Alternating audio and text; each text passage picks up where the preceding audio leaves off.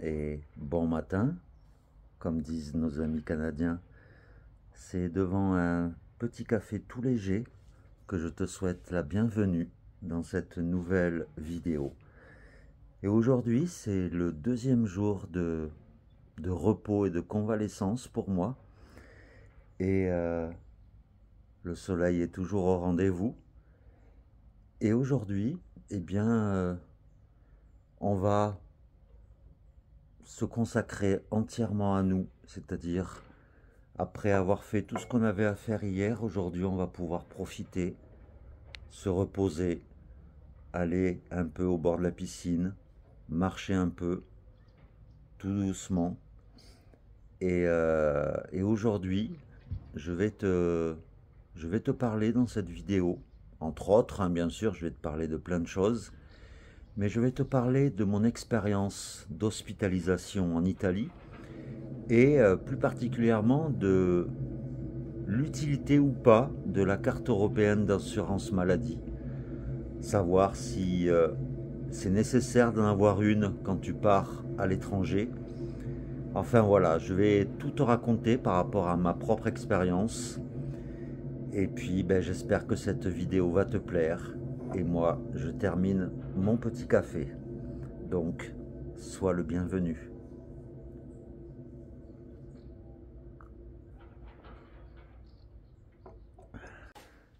Alors, je voudrais profiter également de ce moment de détente pour en profiter pour remercier tous ceux qui ont participé dernièrement à la cagnotte en ligne qui est mise en place depuis notre départ sur la Via Francigena. Et pour cela, je vais prendre mes lunettes pour nommer tous ceux qui ont participé à la cagnotte. Donc je voudrais remercier du fond du cœur d'abord Marie-France, Francis, Marie-Sylviane, Estelle et Vincent, Guy, Philippe, Graham, Anne, Catherine, Dominique, Patrick, Sabrina, Bernard, Nicole, Nicolas, Karim, notre bienfaiteur au niveau des chaussures. Merci encore Karim. Michel, Marie-France et Jean-Luc, Isabelle, Sylvain, un ancien collègue à moi, Sophie et Henri. Rappelez-vous, Sophie et Henri qui nous avaient accueillis dans la région d'Amiens. Et merci du fond du cœur, Sophie et Henri, pour tout ce que vous avez fait pour nous. Diane, Eric, Julien, notre Julien qui nous a accompagnés là pendant plusieurs jours sur la Via Francigena, Jean-Pierre et Erwan. Ça, c'est pour les derniers qui ont participé à la cagnotte. Et il faut savoir que cette cagnotte, en fait, eh bien, elle nous sert à améliorer notre quotidien, mais surtout à financer les imprévus qui peuvent nous arriver sur le chemin. Rappelle-toi, la première fois, ça a été pour remplacer mes chaussures. Ensuite, ça a été pour remplacer la tente, ma Ferrino qui avait claqué. Ça, j'ai pu la remplacer grâce à la cagnotte et grâce à vous. Après, ça a servi à payer également les nouvelles chaussures de Pierre qui avaient lâché également en Suisse. Et puis là, ça a servi pour financer l'hébergement où nous sommes là actuellement pour ma convalescence. Et franchement, cette cagnotte, elle n'est pas là pour le superflu, elle est vraiment là pour nous aider en cas d'imprévu et de coup dur. Et dans tous les cas, cette cagnotte, bien sûr, elle est toujours ouverte, elle est mise à disposition de toi, si tu veux nous aider, à la hauteur que tu veux, bien sûr. Mais voilà, en tout cas, du fond du cœur, merci à tous ceux qui ont participé. Il y en a 42, je crois, depuis le début, qui ont participé à cette cagnotte. Et merci du fond du cœur.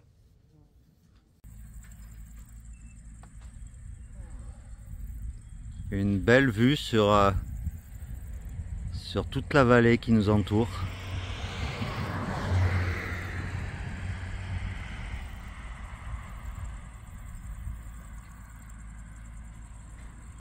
Et bien là, voilà, nous avons quitté notre lieu de repos pour aller marcher un peu du côté du village de Gambasiterme.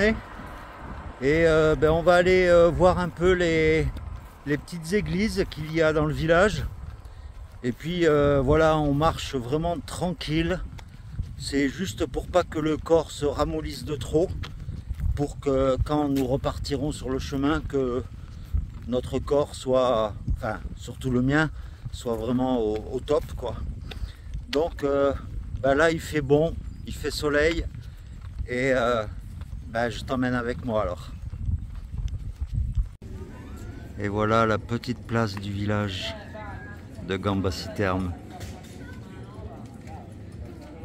Un endroit où les habitants se réunissent.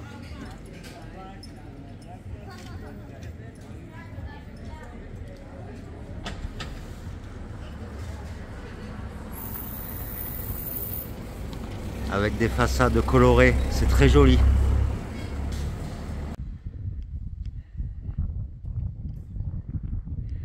Sacré cactus. Sur une autre petite place du village.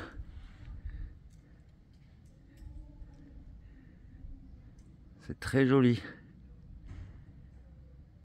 Et là, nous sommes sur le tracé de la Via Francigena à travers le village de Gambasiterme.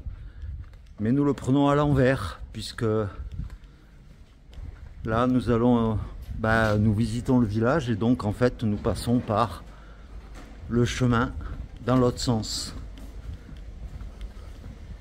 Et le petit village est sympa, il y a plein de petites ruelles pavées.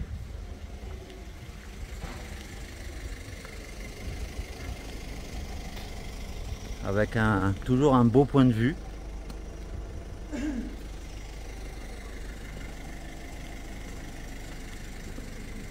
Et voilà, nous faisons notre petite balade matinale, tranquille. Et nous revoilà en fait. Rappelle-toi, il y a 2 jours, c'est l'église où j'ai attendu Pierre. Et lui, il arrivait de par là, rappelle-toi. Et là, nous allons en profiter pour aller visiter cette église.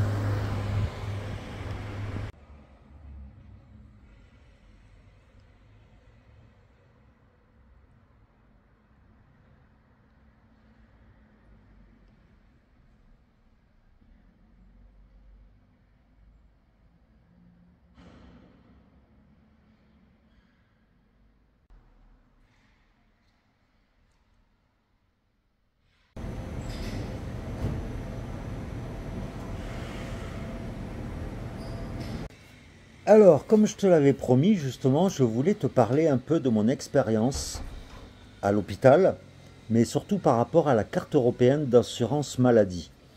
Et je voulais t'expliquer, savoir, de par mon expérience qui m'est arrivée en Italie, savoir si cette carte européenne est utile ou pas. Eh bien, moi, par rapport à mon hospitalisation, je pensais sérieusement que j'allais devoir payer quelque chose à la sortie de l'hôpital. Alors pour ceux qui ne sauraient pas à quoi ressemble une carte européenne d'assurance maladie, eh bien je te l'affiche là juste à l'écran. Je ne vais pas te montrer la mienne, c'est juste par respect de confidentialité. Mais au final, alors je ne sais pas si c'est parce que j'ai aussi une bonne mutuelle à côté, mais j'ai été surpris à la sortie de l'hôpital de n'avoir rien payé. Et ça, c'est déjà un bon point, un excellent point. Et pour ceux qui ne sauraient pas ce que c'est qu'une carte européenne d'assurance maladie, en fait, c'est l'équivalent d'une carte vitale, mais qui est valable pour tous les pays de l'Europe. Et cette carte, en fait, elle se demande sur le site amélie.fr, c'est le site de l'assurance maladie. Et en fait, tu fais une demande sur leur site. Et en fait, ils te l'envoient dans un délai d'1 semaine environ, et tu la reçois chez toi. Et donc, je peux dire que, dans mon cas en tout cas, cette carte européenne, elle m'a été vraiment très utile, parce que si je ne l'avais pas eue, je pense que j'aurais dû payer l'intégralité des frais hospitaliers, après 8 jours d'hospitalisation. Et donc, si jamais tu es amené à partir, que ce soit en randonnée ou même en voyage, je te conseille vivement de demander cette carte européenne et de l'amener avec toi si tu pars à l'étranger, en Europe. Bien sûr, elle n'est pas valable en dehors de l'Europe, hein, mais voilà, c'est le petit retour d'expérience que je voulais te faire par rapport à ça. Et donc, voilà, c'est mon petit retour d'expérience. Alors, j'en profite également pour te donner un peu de mes nouvelles au niveau de la santé. Ben là, j'entame, donc là, j'arrive à la fin de mon deuxième jour de repos. Et au bout du compte, là, pour l'instant, ben, ça va bien. J'ai retrouvé de l'appétit. Je fais attention, bien sûr, à ce que je mange et à ce que je bois. Et pour l'instant, ça va. J'ai retrouvé de la force dans les jambes parce que quand j'étais sorti de l'hôpital, j'étais assez faible des jambes. Et, et au niveau du tonus, en fait, je me sens moins dans les vapes. Je suis, je reprends petit à petit, eh bien, un peu la force que j'avais avant de rentrer à l'hôpital. Et puis même avant de rentrer à l'hôpital, j'étais vraiment pas bien. Mais là, ça va de mieux en mieux. Donc je croise les doigts pour que ça continue comme ça. Je fais attention, bien sûr, ça c'est primordial. Ma santé maintenant, elle va primer par rapport à tout le reste. Et le moindre petit signaux, j'y fais attention. Et je me suis fait un peu peur hier soir dans le lit. J'étais allongé et puis j'entendais mon estomac qui gargouillait. Et je me suis dit, ça y est, je me suis fait des peurs tout seul en fait en me disant que ça y est, par rapport à ce que j'avais mangé, que l'estomac allait à nouveau faire une hémorragie et tout. Mais au final, non, c'était en fait des bruits normaux de digestion. Donc voilà, en tout cas pour l'instant, ça va très bien. Eh bien, ces jours de repos, c'est également l'occasion, pas que pour moi, mais également pour Pierre, justement, de pouvoir réparer les petits bobos au niveau de la tente. Là, par exemple, il a un petit problème au niveau d'une sangle qui commence à se déchirer un peu. Donc là, il en profite pour la réparer. Et justement, ça va nous permettre, une fois que tout sera rentré dans l'ordre, de pouvoir repartir du bon pied. Alors voilà. Ça, c'est les petites sangles de base, elles sont très bien faites. Elles sont bien cousues, doublement, tout ça. Ouais. C'est plutôt pas mal, mais bon, avec l'usure, là, ça fait quand même plus de 200 fois que je la pose. Hein. Ouais, bah oui, t'as fait tout compostel avec. Celle-là, elle s'est déchirée. Et donc, t'as pris une sangle de la housse de rangement, c'est ça? Ouais, voilà. Un petit bout. Un petit bout, puis j'ai mis ça comme ça. Et t'as renforcé. Voilà, un petit peu. Bah c'est bien comme ça, ouais. Comme ça, au moins, elle va encore te durer au moins 200 nuits. Facile. Bah, je pense que là-bas, c'est tout, on commence à prendre quand même. Ouais. Et donc, ta tante, c'est la Husky Brunel 2, c'est ça, hein? Et là, je peux mettre les trous, voilà. Ah. Les petits trous, j'avais déjà réparé au fur et à mesure, mais la colle, ça s'enlève un petit peu, là. C'est bien ces petites pauses, ça permet de réparer le matériel aussi, quoi. En plus de l'homme. Il faut que je laisse sécher, j'aurais dû le faire ce matin. Elle est vraiment bien, elle est vraiment spacieuse, ta tente. Il y a des gros temps qui passent au-dessus. Et ce qui est top, c'est vraiment ta grande ouverture devant, là, la grande porte. Franchement, ça c'est très appréciable. Plus le haut vent qui est replié là sur le dessus de la tente, mais avec 2 bâtons devant, ça te fait un grand auvent devant et ça te permet même en cas de pluie de pouvoir cuisiner dehors tout en restant dans la tente, quoi. Et en plus, sa tente, si tu regardes bien, tu vois au niveau des précipitations, elle supporte jusqu'à 6000 mm d'eau. Au niveau du tapis de sol, 10 000 mm d'eau. Elle a une très bonne protection UV et après il parle de l'effet retardant par rapport au feu, mais bon, ça il faudrait vraiment se retrouver qu'il y ait un accident avec un réchaud ou un incendie de forêt, quoi. Alors dans les commentaires que j'ai pu lire hier, beaucoup se demandaient ce qu'était devenu Julien. Eh bien Julien, il est reparti chez lui Jeudi dernier, le jour où Pierre est reparti sur le chemin, Julien l'avait raccompagné jusqu'à Alto Paccio en voiture. Et après, Julien est parti faire un petit détour aux 5 Terres que je t'ai montré dans la vidéo de hier. Et après, ben, il est rentré chez lui à Cahors, puisque Julien est un Cadurcien comme moi. Certains m'ont également posé des questions concernant la nourriture dans les hôpitaux italiens. Moi, par rapport à mon régime alimentaire que j'avais, bon, j'ai été nourri au thé et à la biscotte pendant 3 jours à peu près. Et après, j'avais des repas en fait qui étaient sous forme moulinée en fait. Donc ça pouvait être du poisson mouliné, ça pouvait être des légumes moulinés. Donc, j'ai pas trop d'expérience en ce qui concerne la vraie nourriture en hôpitaux. Mais pour ce que j'ai mangé, c'était pas mauvais et c'était correct, quoi. Donc, après, j'ai pas trop d'expérience en matière d'hôpitaux français, donc je ne peux pas comparer. Mais voilà, quoi. En gros, mon retour d'expérience sur la nourriture dans les hôpitaux italiens. Alors, autres travaux d'entretien et de réparation, eh bien, Pierre avait un problème avec ses sangles de ses serviettes, donc la petite serviette noire de tente et la grosse serviette de bain, où les sangles en fait avaient pété. Donc là, c'est un petit atelier de couture.